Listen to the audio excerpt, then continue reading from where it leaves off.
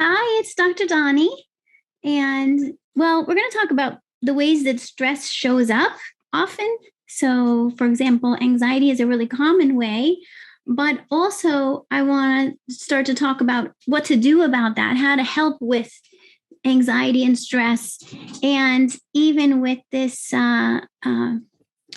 idea of the upcoming, this holiday, the Valentine's holiday, and the idea of self-love and how just giving yourself support with stress is a way to help with just your taking better care of yourself, right? And connecting with yourself and caring about yourself. Thank you for joining me wherever you are, and I'd love to hear more from you. So, but let's jump in. Let's talk about how stress shows up, because I mean, I have to say for myself, like for many years, I mean, I knew that I was stressed because for many years I was a single mom and practicing running business, and also had health struggles of my own.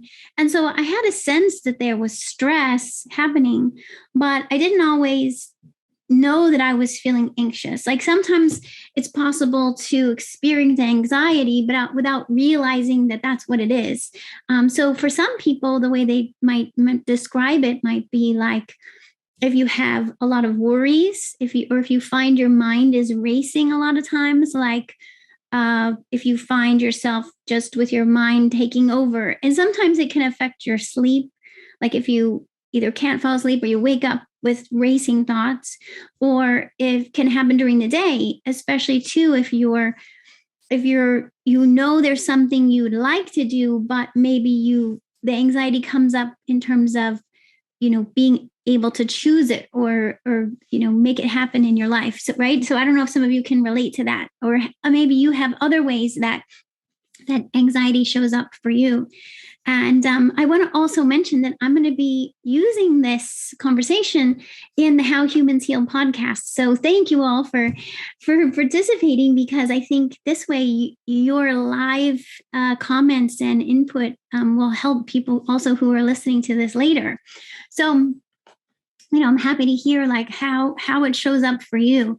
What is that? Maybe anxiety or nervousness or racing thoughts.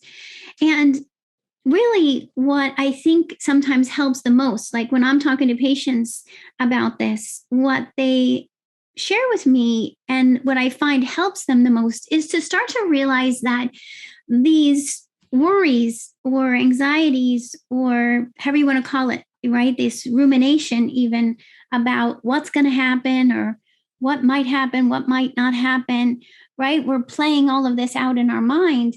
This is actually all part of something that could be called the conditioned state, like just a mental state, a state of being that's based on our conditionality from earlier in our life, usually from childhood.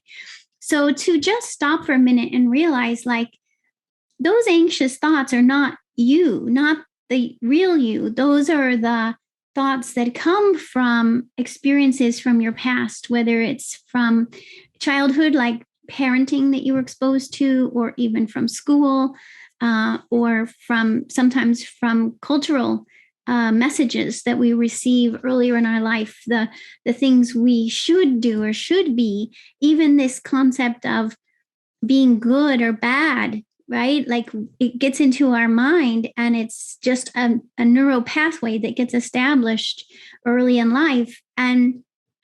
And so this is often what sets us up for these anxious thoughts, or the way we experience stress in our lives is often based on these conditioned ways of thinking that were established in childhood. And so once you have an awareness for that, then that already creates a shift, because you're separating yourself from your experience. Whenever we are completely identified with our experience, so if we worry about something and we're completely identified with whatever that concern is, now we've essentially become whatever that anxious thought is. But if we can start to stand back a little bit and see the anxious thought as separate from us, ourselves, from yourself, right? So you start to see that you're separate from the anxious thoughts. Now you're creating space for yourself in your thinking process and your experience. And so one step from there would be to even start to notice or track or journal about how often is your mind going into that conditioned state? How often is it that you find yourself in the anxious state or worry? Maybe it's every 15 minutes. Maybe it's every 3 hours. Maybe it's only every couple of days. So you can, as you start to track it, then you become even more aware of it. And it's one of those things, the more aware of it you become, it's like you're putting your finger on it. And you're starting to break the pattern. You're starting to create new neural pathways. The new neural pathways that you're going to be creating are more aligned with you being your authentic self. And this, as I mentioned it, I like to point out that it's actually possible to create new neural pathways, right? It's like we've been driving down the same road all of our lives, and we just keep going down that same path in our nervous system. And so it's set on automatic. Sometimes it happens so fast, you don't even realize you're already into the stress and the worry. And you're like, how did I get on this road again, right? So as soon as you start to realize, oh my gosh, I'm on that same stressed neural pathway, now you can start to realize you can choose a different neural pathway, and you can start to emphasize and help catch yourself and send yourself down this other neural pathway. The other new neural pathway that you want to create is one that's connected with your true self, which is also called authentic self, which is always going to be more of coming from love and gratitude and this more place of joy and compassion. Right? So you can, even in this very moment, practice that. So one good way to do it is to you can close your eyes if you like. I like to put my hand over my chest or over my heart and just take a couple deep breaths. Immediately, when we take deep breaths, we're connecting and stimulating the vagus nerve. The vagus nerve is the longest nerve in our bodies. It's connecting our brain to everything else, essentially, to our digestion, to all of our different glands that make our hormones. And it's a two-way communication. So it also sends communication from our body back to our brain. So when we're under a lot of stress and we keep going down that stressed neural pathway, the vagus nerve essentially gets kind of stuck in that stressed pattern.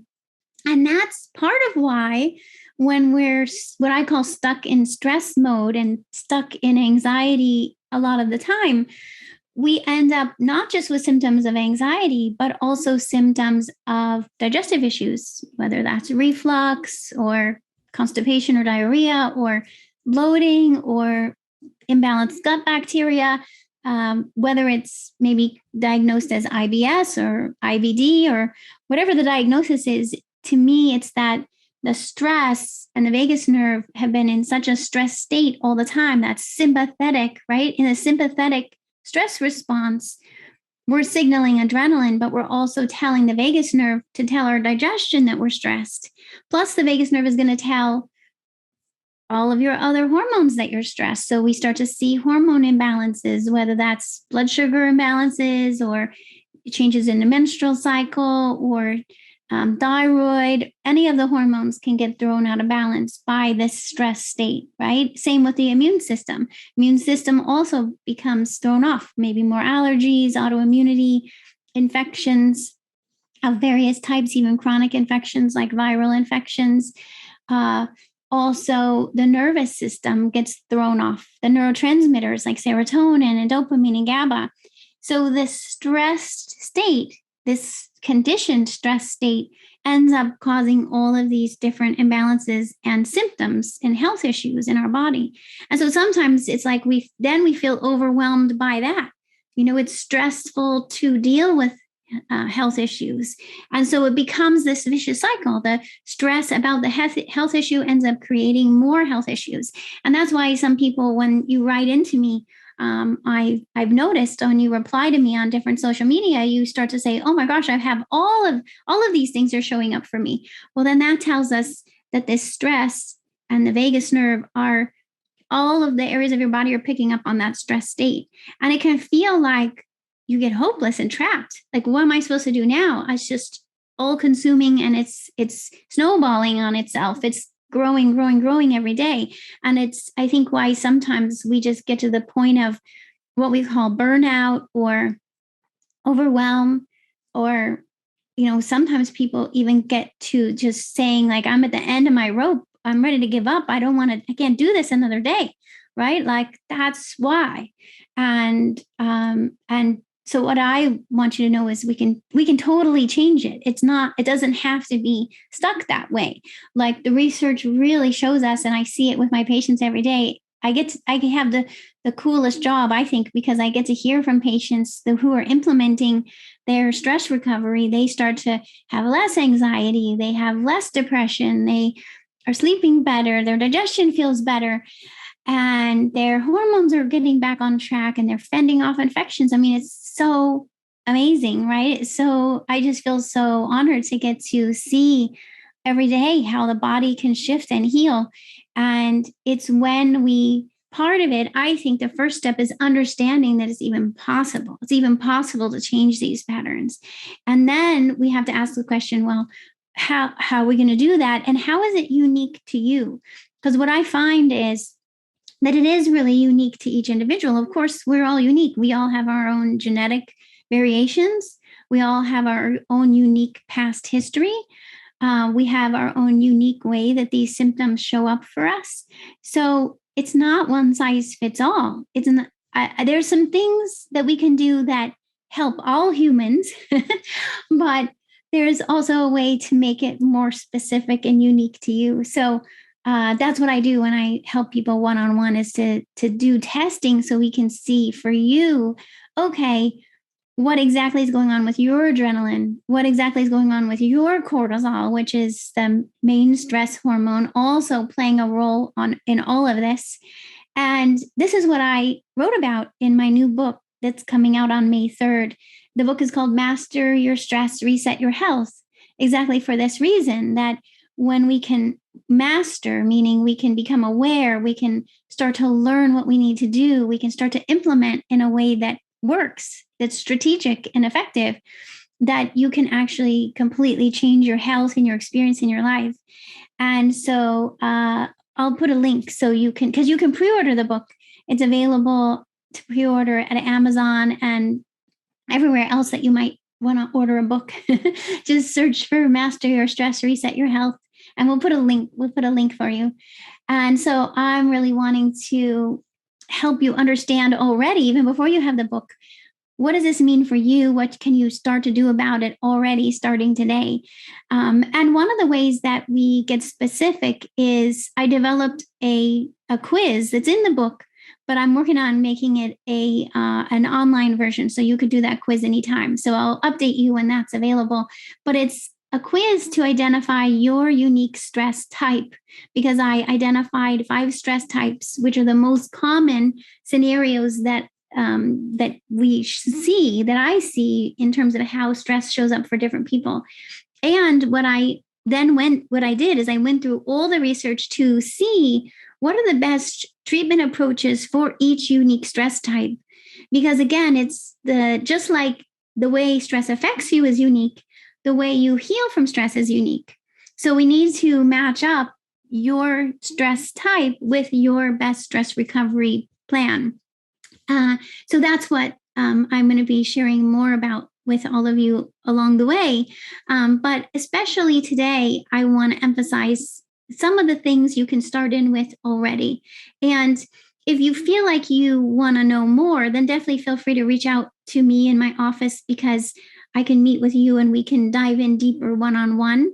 I offer testing so we can also do urine and saliva testing, so we know exactly what your adrenaline levels are, what your cortisol levels are at different times of day. We can also measure your neurotransmitter levels like serotonin and Gaba and dopamine, so we know exactly where we're starting from.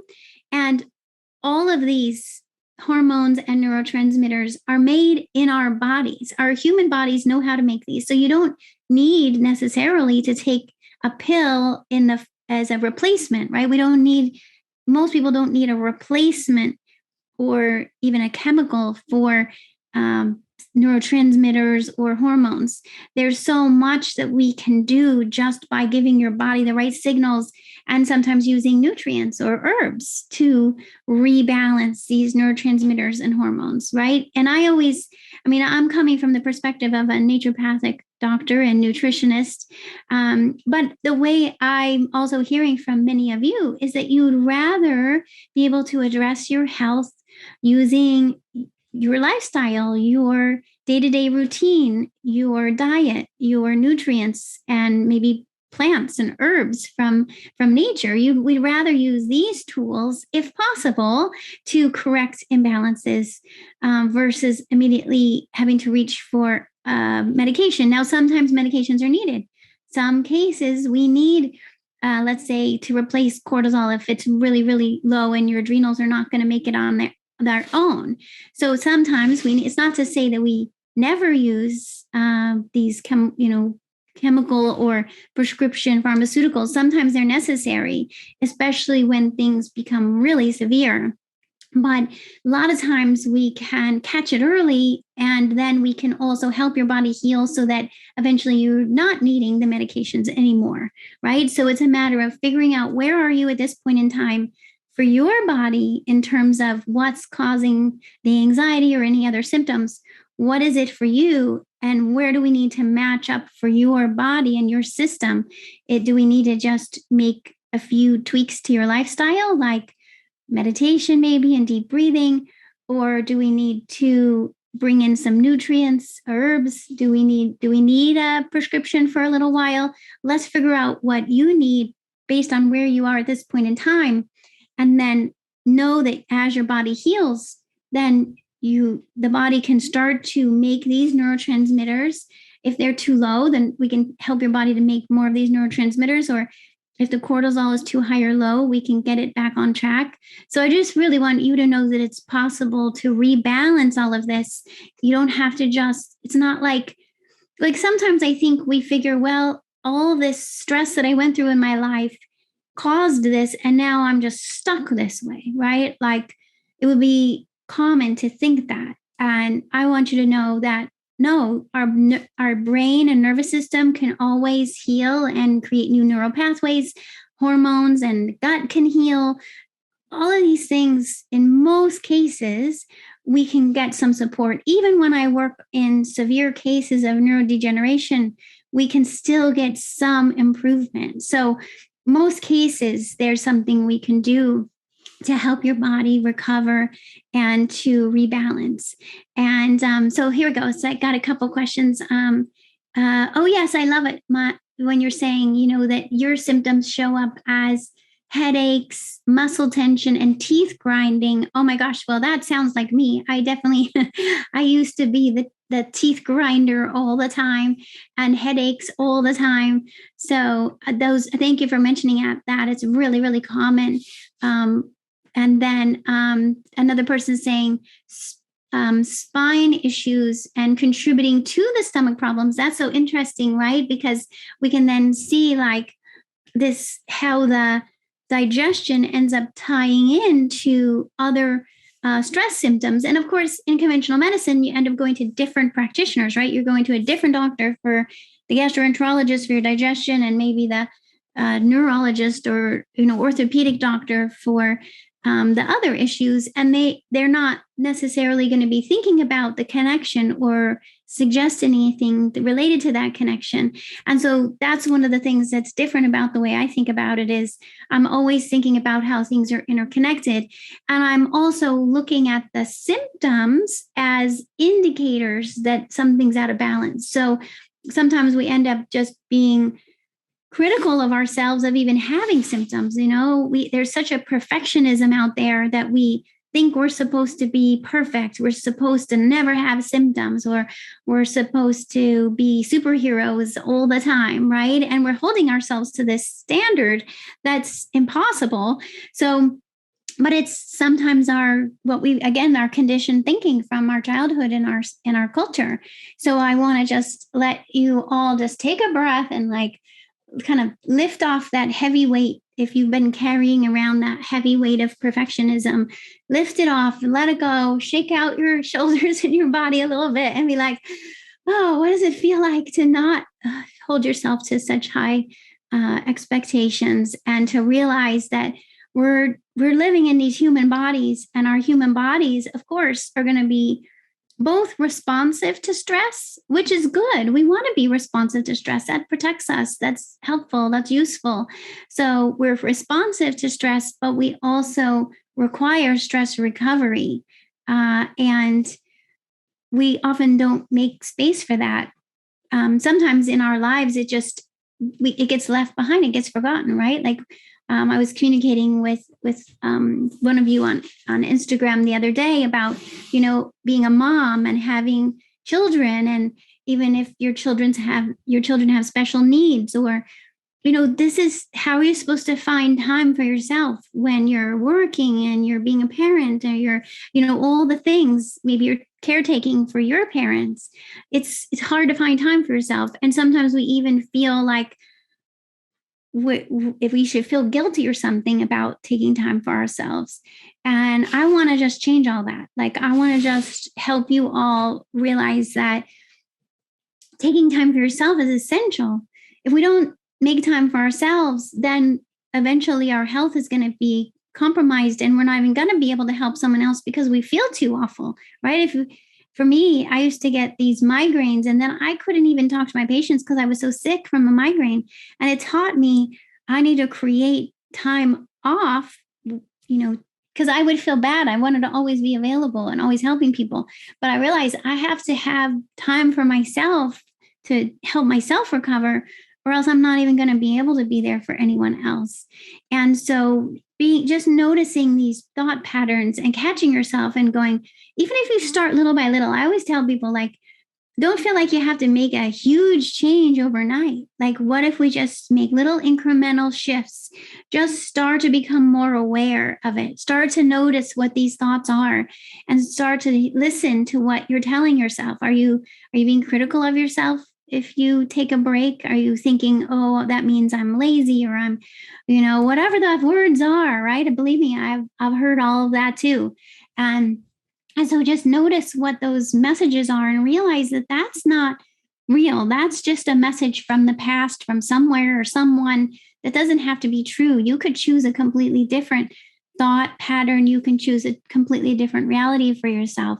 You can choose to believe that taking a break or taking time off or taking time away from Wi-Fi is actually good for you and essential. And then we can all together choose that, right? We can all decide that that's a good thing for us to do. And we create new, societal patterns.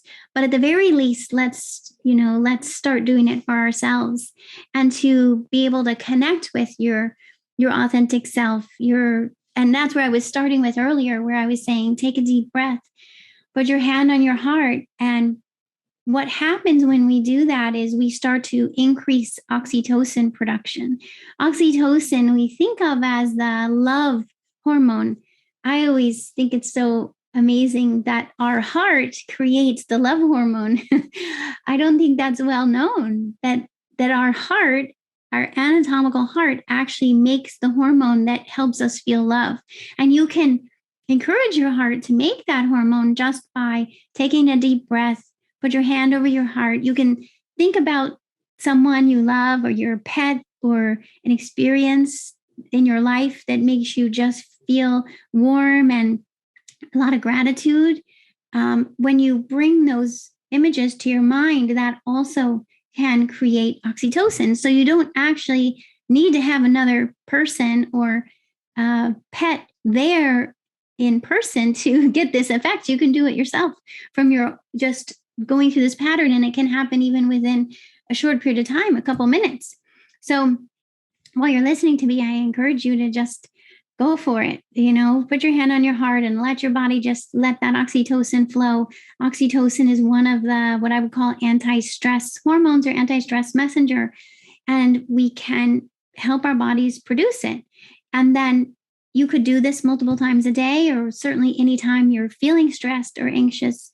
And then so you want to build in these practices as well as like meditation, journaling, listening to music, dancing. There's so many different activities that also help with anti-stress. It helps signal to the vagus nerve also that you can now digest and you can make hormones and you can do all the things your body knows how to do.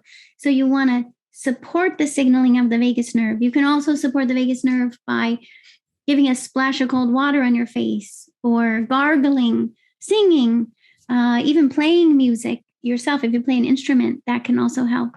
So, just choosing these activities, even if it's a short amount of time on a regular basis, can make a difference.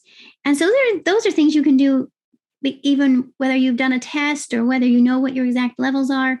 I'm hoping they do even more research in the future to identify specific activities and specific time frames based on the stress types. But in the book, I share what research is available in that regard.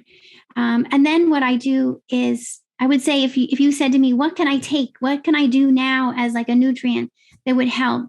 One of my favorites is to reach for magnesium, but not any type of magnesium. I would go for specifically magnesium threonate, which is sometimes also called neuromag, but it's a specific type of magnesium that goes to the nervous system preferentially, versus, say, magnesium oxide and citrate, which go more to the digestion and might help with bowel regularity. So if you have constipation, those would be good magnesiums to use. But for anxiety and high adrenaline, you would feel like heart racing, mind racing. Then you want to use neuromag, because magnesium, and this magnesium in particular, helps the metabolism of adrenaline. So it helps your body use up the adrenaline and get it out of your system faster. And the thing about magnesium is it really doesn't have side effects. So it's very safe and there's no dependency. So you can use it and benefit from it, but it's not like you become dependent on it. And this neuromag or mag-threonate, I have a online store because I like to make sure patients have access to these high quality specific nutrients that I find are helpful. So you can always go to drdoni.com to find them. And I didn't bring actually in the neuromag, so I don't have it to show you. But Andrea, who's helping me, she could put a link to it, and I could put a link after. Something a lot of people don't know is that too much stress can actually create an abundance of health problems like high blood pressure, high blood sugar, anxiety, migraines, insomnia, even fertility issues. This is because high stress puts your adrenal glands on overload. They release cortisol and adrenaline, which controls your digestion, hormones, immune system, energy, focus, and even your emotional response. So how can you beat stress when you don't know where to start? That's why we have a free 7-day stress reset program. It's designed to help support weight loss, digestive healing, and hormone balancing. It includes support for integrating self-care, daily tips come to you by email and video, gluten-free, dairy-free meal plans, as well as grocery shopping lists, journal pages, and more. This free program will help you beat stress and put you on the path to wholeness in your body. Get your plan now for free at drdoni.com. And then the next thing that I would do is use a theanine. So THEANINE. Theanine is an amino acid. So amino acids come from protein. So that means if you want to make sure you're getting enough protein, first of all, in your diet, because if you're getting enough protein in your diet, you're going to get all the amino acids. And amino acids are necessary for making neurotransmitters. That's what our body makes neurotransmitters from. We also use amino acids for making muscles. So we need this amino acids anyway, but specifically amino acids are good for making neurotransmitters. And this specific amino acid called theanine is supportive of a neurotransmitter called Gaba, GABA. And Gaba, I think of it as our stress buffer. It's kind of a cushion between you and the stress, right? So in some ways, you're like, if you feel like every stress, like if you were in a car and the car didn't have any shocks, then every bump on the road, you feel it, right? The same thing happens if you don't have enough GABA. Every stress that happens, you feel like you just keep getting hit with the stress over and over. You're like, why do I feel stressed constantly? Well, very likely you might have low GABA levels, which we can measure in urine. But in the meantime, you could also try supporting your GABA levels with theanine, which you can get by itself. You can get theanine by itself. Let me see if I can get a link for you guys. So theanine comes as like 100, 200 milligrams. So you could start with that.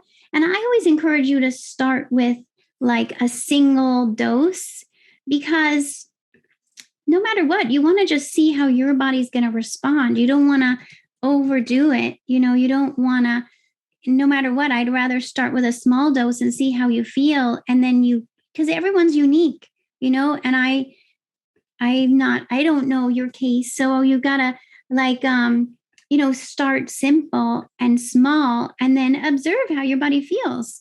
And then you'll start to get the feel for it. How much should I take? How often do I need to repeat it? But theanine, for example, sometimes you might need 1 capsule or 2 capsules at a time, like 100 to 200 milligrams. And you could, depending on the severity of, say, the anxiety, you could repeat it like morning, noon, and night. So that would be common dosing of theanine. You can also get theanine combined with GABA. GABA, we can actually get GABA in a supplement form. And so you could get it by itself, or a lot of times I find it works really well to get GABA combined with theanine. This is an example of combining GABA and theanine together. And there's different thinking out there, like, okay, how does the GABA actually get to the nervous system to work? And the studies have looked at that. Like some of it is because we think it's interacting through the digestion and supporting GABA production that way. Sometimes we think it's able to get through to the nervous system. And so that's how it's working. But either way, a lot of people find that GABA really is helpful for them for calming anxiety. And especially, I would think people who might have low GABA levels, right? Then taking theanine and GABA is going to be especially helpful. Whereas if you have high adrenaline, then the neuromag is going to be more helpful, right? Because the magnesium helps metabolize adrenaline. And some people, it's both, right? Some people have high adrenaline and they need magnesium, and they might also have low GABA and they would benefit from taking theanine and GABA also. And so then you start to layer them in. But I always feel like it's important to know your body and understand that we're just not randomly throwing in these nutrients. We're actually addressing what your body needs the most help with. There was a question about magnesium. The question is magnesium oxide. So magnesium oxide is, as I mentioned, more helpful for getting the bowels moving. So we would use it for constipation. And it doesn't, basically what we usually do is we increase the dose until you get a bowel movement. So usually the dose is determined by your intestines. And sometimes a person might need 400, 800, 1200 milligrams. That's not dangerous. If that's what's helpful for helping to keep your bowels moving, that's okay. But of course, it's very unique to each individual. But there's not a known toxicity for, say, 1200 milligrams of mag oxide if you need it to keep your bowels moving. If you get diarrhea, then you got to decrease. Let's see. In terms of if a person's taking medication, so this is a good question too. If you already take a medication, and it kind of depends on what type of medication, right? It's always important to check with your practitioner, although I know a lot of them don't know about nutrients, so they might not be able to answer that question. And certainly when I work with people one-on-one, I help them based on whatever medication they're taking and how to add the supplement safely. So in a general video like this, it's hard for me to be very specific, but I mean, I would say just always check in with your practitioner is the safest way to go. But in general, magnesium is not going to interact with medications, and theanine is in general not going to interact with medications. So that's why I feel comfortable saying that those might be safe places to start, because they can be effective at even relatively low doses without causing. Most people don't have side effects. Most people don't have interactions with other things they might be taking. But again, please always check with your practitioner if you're having a question. And if you try anything, start with the lowest possible dose first. Take it with food first, so your stomach doesn't feel upset, although I don't expect that with magnesium threonate or theanine. But it's always better to take something with a little food if you're wondering if your stomach's going to get upset. And if anything ever feels worse when you try a nutrient or a supplement, then stop. There's no benefit in pushing through and making yourself feel worse. So if something doesn't feel right to you, my rule is always stop and check in with me or another practitioner who understands how to balance neurotransmitters, because sometimes, some cases, we need to start with tiny, tiny doses. I work with cases where sometimes we have to open the capsules and start with 1/4 of the dose, for example, and go very slowly. So especially with anxiety, because sometimes with anxiety, what happens is we get anxious about taking something new. And when your body's been in a very stressed state, what can happen is your body's even going to have a stress response to something new and even something potentially beneficial. So it's tricky, right? So we have to just recognize that it's like your body may have I think of it like a radar system. Like your body's radar system might be right there. So as soon as you try something new, you're like, hey, I just tried to change my diet, or I tried to take magnesium and I felt worse. Well, it could be because anything you try that's new or different already triggers that stress response and more anxiety, right? And so we want to start then by recognizing these patterns and helping you create daily routines where you can already maybe even start with just the deep breathing and meditation and tools and activities that help shift that without taking any new substance. And then as you start to, like I talked about, you want to create space between you and the anxious response. You start to realize that the anxious response is not you. You are the one who's observing the anxious response. And so you can start to have compassion for yourself, start to go, oh, wow, I'm the one experiencing this. How can I, instead of being critical of yourself, right? We so often are going to be critical of, oh my gosh, why is this happening to me? What's wrong with me, right? All these critical phrases that we come up with. But instead, what I'm encouraging you to do is have compassion for yourself. You're a human who's been under stress, and your stress response system is trying to protect you. Let's have compassion for that, and then create awareness for that so that you can start to separate yourself from the anxious response. And you can then start to be strategic. You can go, okay, well, if I take one capsule of magnesium and I still feel anxious, then what if I open the capsule, empty out half of it, and then put it back together and take a half a dose? Then what? What happens if I take a half a dose? Can I avoid that trigger? Can I go under the radar and still get the benefit? You can still get the benefit of the processing of adrenaline and calming your nervous system and creating new neural pathways. And you start to get more confident. You start to go, oh, okay, I can take this and I feel better. Then we gradually can increase the dose over time as you feel ready. And as your stress response trigger, it'll shift. Then your stress response trigger is not going to be so fast to react. It's going to become easier for you to introduce new and beneficial things without constantly re-triggering it, if that makes sense. And so that's what I find has really helped a lot of people, is to just work gradually. And sometimes I'm meeting with patients every day, every 4 days, every week.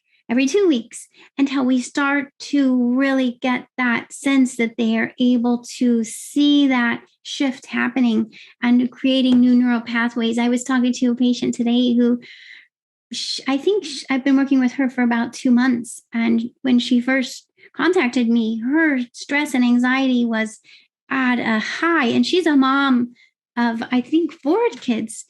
And it's like she wasn't able to even, get through the day, let alone figure out how she was going to do something to take care of herself. And it's so overwhelming. I get it. So we just started small. You start with small little steps, little by little, start giving her the support she needed. And her day and her life are completely different now. And I tell that story to just hopefully empower and inspire all of you that it's possible for you too, to start in with some of these nutrients and start to see a difference. There's a couple other products I want to mention, and I see your questions as well. This is another one of the products I have at drdoni.com called Calming Support. And this Calming Support also contains GABA. And so that's another way if you want to try GABA without the theanine.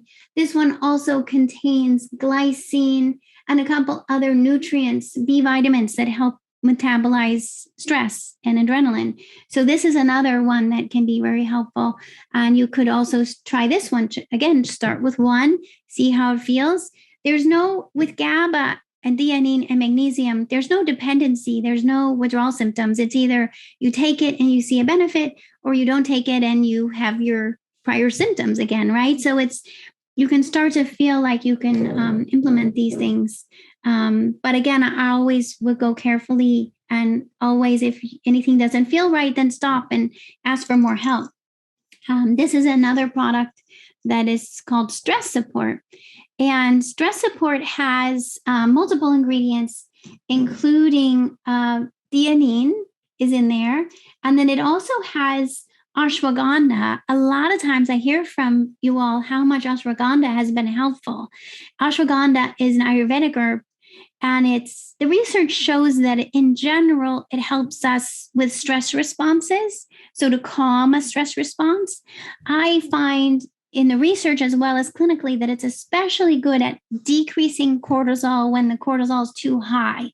So now, a lot of people figure, my cortisol is probably too high. Well, you could try ashwagandha. And some people, when we test, sometimes you have actually low cortisol, in which case I might use a different herb than ashwagandha if you have low cortisol. But in general, ashwagandha is really good at helping us with stress recovery. And so some people take it by itself. And what I try to do is I try to match it up with the time of day. So if you know your cortisol is high in the middle of the day or the evening, then I would dose your ashwagandha to match that, to help bring your cortisol down at the time of day that it's too high. This product also contains magnesium, and it contains 5-HTP. One of you was asking me about tryptophan. So tryptophan and 5-HTP are the precursor nutrients to serotonin, which is another neurotransmitter. It's a calming neurotransmitter. So it's also, we usually think of serotonin related to mood, but it also relates to sleep and focus and energy levels. A lot of people I find that have low serotonin actually don't have depression. Like people think, if I have low serotonin, I'm supposed to have depression. But that's not always the case. And sometimes it is, but it's not always. So just so you know, sometimes it's like, I don't have to worry about that because I don't have depression. Well, I would still worry about it. If you're experiencing anxiety, sleep issues, memory or brain fog issues, or even fatigue, then I would definitely want to measure your serotonin, which we can measure in the urine, and see, is it low? If it's too low, then is when I would suggest using the precursor nutrients. Now, if you think about it from a biochemistry perspective, what happens is the tryptophan is an amino acid, right? We're back to amino acids again. Tryptophan converts to 5-HTP, 5-hydroxytryptophan, and then 5-HTP converts to serotonin. So if you take tryptophan it has to go through 2 biochemical steps to get to serotonin, and it requires several cofactors like vitamin B6. So it's a little harder process, right? Plus, tryptophan could possibly go down a different pathway, which is more of a neurotoxic pathway. So I prefer to use 5-HTP because it's only one step to serotonin. It's a lot easier, and it's only going to go to serotonin. It can't go down a different pathway. So that's why I tend to, if I see someone has low serotonin, I tend to suggest 5-HTP because I know it's going to lead towards serotonin. Whereas tryptophan, I don't like to use a nutrient that might go a couple different pathways because then I don't know exactly what it's going to result in. The only time I use tryptophan is if a person has very, very, very low serotonin levels and they're very sensitive to 5-HTP. Then we might use tryptophan for a period of time as a more gentle approach to the serotonin. But that's the only time I tend to use tryptophan. So in terms of your question, that's my answer about tryptophan. And if you're wondering about supporting serotonin, first, my preference is to do a test first. I really encourage you to do that, especially if you're taking a medication like an SSRI to affect the serotonin receptors, then you're going to want to work with me or someone like me who's trained in how to do this, because now we need to get more specific, right? Like, I just hate for any of you to take a supplement and not get benefit from it. I'd rather you, if you really need the help, get the testing and get the help, the support along the way to be successful so that you can get feeling better faster, right? And be efficient with it. So that's my answer related to serotonin in general, is get more help with it. And especially if your symptoms are severe, and especially if you're taking a medication. But if you're thinking, hey, let me just try something first, then you can get 5-HTP by itself, or you can get 5-HTP in a product like this, stress support. And you see why it's called stress support, because it's got multiple ingredients. It's got the magnesium, the theanine, the ashwagandha, the 5-HTP, and multiple other ingredients all in one. And so this can be a way to just see, hey, how does this help? Does this help turn down my cortisol, turn down my adrenaline, help my body get out of that stress mode? And I would definitely encourage all of you to do this along with the other things I talked about, like making time for yourself, taking deep breaths, meditation or guided imagery, like whatever works for you. You want to do, we need to give your body the signals that it can get out of stress mode. If your body's constantly getting stress signals, then when is it supposed to do the opposite? Like, there's no time, right? So we need to create space and time in your schedule for your body to actually get some different signals so that you can go be in nature and experience the colors and patterns and shapes in nature. Our brain picks up on this and starts to recover from stress just from being in nature. There's so much research on that. And so we need to create time. Even if you start with 5 minutes, even if you start with 15 minutes, maybe you can build up to an hour, maybe you can build up to a whole day of just time where you're giving your body anti-stress signals to counteract and counterbalance the stress signals that we have plenty of. We don't have to try to make those. Those are happening anyway. So the key is how to create the anti-stress signals. And even if you're super busy, even if you have a lot of responsibilities, then it's a matter of, believe me, I had to do it too. Like, how do I ask for help? How can I either have family or friends or hire someone if you need to, and if you're able to give you time to yourself, an hour even, and maybe you can trade with someone. Hey, if they give you an hour of a stress recovery break, you'll do what, cover for them for an hour so they can have a stress recovery break, right? Like, there's ways we can do this without having to cost more money. There's ways you can start to go down this path and create this for yourself. And so I'm just encouraging you to do that. And as you do that, you find more compassion for yourself, more love for yourself.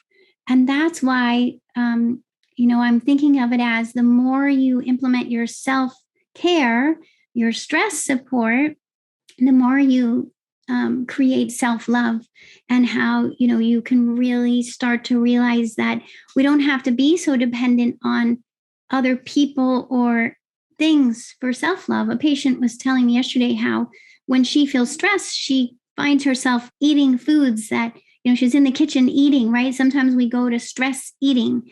And it's because we've learned at some point in time that, eating foods, or especially sweet foods or salty foods, is kind of like self-soothing. It's a coping mechanism. It can become an addiction in some ways, right? Where we turn to something else, a food, to help soothe us. Or sometimes we're turning to alcohol to try to help us with the stress, or other addictions, right? It could be sometimes we're addicted to sex as a way to feel love and feel that we've turned off the stress. Now, of course, there's definitely studies that show sexual activity can decrease our stress hormones and increase our oxytocin. But if it feels like it's an addiction or a dependency, then that's different, right? Then we're using either sex or some other substance or activity as a way to kind of cope with the stress, but it's not really helping us rebalance or solve the stress. You see what I mean? So just noticing for yourself, like, see if you can feel the difference. Are there certain activities or substances that you're choosing because you're in a state of stress and you're trying to get yourself some comfort, right? So there's no judgment. It's human nature to want to choose something to help you with the stress. And sometimes it's a substance that can create, or an activity that can create an addiction. So please don't be hard on yourself about that, but just to notice it and go, okay, what else can I do that's going to help my body recover from stress, be less in a stress state and less likely to choose that behavior? And then once you're recreating that balanced state, then you can choose differently. Then you might choose to eat, of course, because we need to eat. We need food to survive. There's other things we need in our lives that are going to be, we're choosing it because it's good for us versus choosing it from a place of being stressed and anxious, if that makes sense. So I hope that's helpful to just think through, and notice. I encourage you all just start with awareness and observation of yourself. And sometimes that alone, you start to see the patterns and you start to go, oh, okay, how can I choose differently? So if a patient is reaching for foods as a coping mechanism to stress, it's not that we're going to say, that's bad or don't do that. I tend to just say, okay, let's have compassion for you and yourself and how that pattern was created. And let's start to come up with ways to help with the stress you're experiencing. Can we, in that moment, can you put on some music or a meditation? Can you call a friend? Can you maybe even drink some tea that feels calming, or take a supplement like some magnesium or some Gaba support? Because magnesium and Gaba tend to work quickly, like within half hour to an hour, you should start to feel like it's helping. So you could go for a walk, right? There's things you could try first but you first have to be aware of it, right? You have to be able to catch yourself and go, oh, it's happening. Let me try something different. And you create a toolbox. You go, okay, let me go to my toolbox of things I can choose when I'm feeling anxious or stressed. Let me try these things first. And as you practice it, you start to figure out what works best for you. Is it 200 milligrams of theanine and your favorite song? Or, you'll find out, this is what I need to do when I get to this moment. And then if half hour goes by and you're still hungry, or you haven't eaten in 4 hours, then of course go eat. So it's not that you're not going to eat. It's just noticing, are you eating because it's time to eat, or are you eating because you're eating out of a stress reaction?